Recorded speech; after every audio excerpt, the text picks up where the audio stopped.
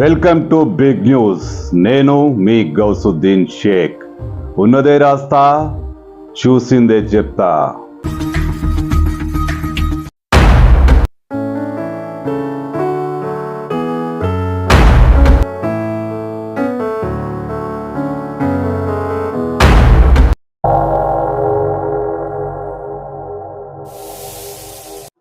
ఇప్పుడు ఎలా అది బయటికి వచ్చేసింది. ఏ ఉపద్రవం రానుంది? భూకంపాలు వస్తాయా? సునామీ ఎగిసి పడుతుందా? ఇప్పుడు టెన్షన్. అవును, చాలామంది పాశ్చాత్యులో ఇప్పుడు ఈ టెన్షన్ రాజ్యమేలుతోంది. ఇంతకు ఆ వచ్చిందేంటి? దానివల్ల ప్రమాదం ఏమిటంటే అది ఒక చేప. డూమ్స్డే ఫిష్ అంటారు దాన్ని. సముద్రపు ఒడ్డున అలా ఈదుకుంటూ ఒడ్డుకు వచ్చేసింది. ఒక పాము ఆకారంలో ఉంటుంది.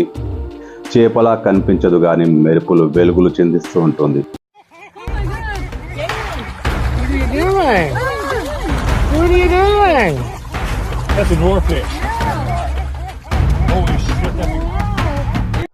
అసలు ఏమిటా కథ?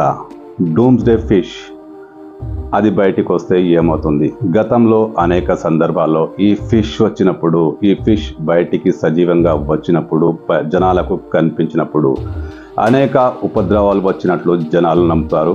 కొన్ని తేదీలు కూడా అలాగే ఉన్నాయి. ఇది దైవదూత ఫిష్ అట. వచ్చే మృత్యువును హెచ్చరిస్తుందట. అందుకే ఇది అరుదైన సందర్భాల్లో మాత్రమే బయటికి వస్తుందట. మెక్సికోలో ఇప్పుడు ఇది కనిపించింది.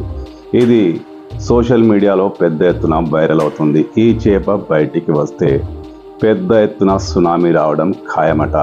ఇప్పుడు అక్కడి ప్రజలు పెద్ద ఎత్తున టెన్షన్ గురవుతున్నారు. గతంలో ఈ చేప కనిపించినప్పుడల్లా అప్పుడప్పుడు ఉపద్రవాలు వచ్చిన విషయాల్ని వాళ్ళు గుర్తు చేస్తున్నారు.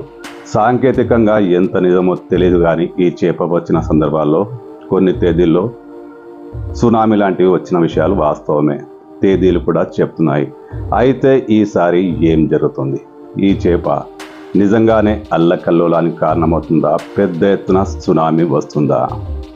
మరొక విషయం, ఈ చేప కనిపించి ఓ వారం 10 రోజులు కావచ్చు. ఇప్పటిదాకా సునామీ లాంటివి ఏవి జరగలేదు.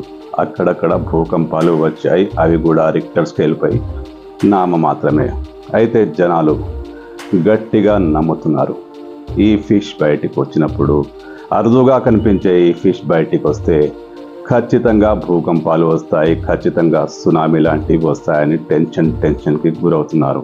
నిజంగానే ఈ ఫిష్కు అంత శక్తి ఉందా?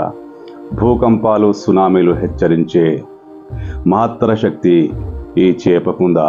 ఏమో, ఉందో లేదో తెలియదు, కానీ ఇప్పుడు ఈ చేప కలకలం రేపుతోంది.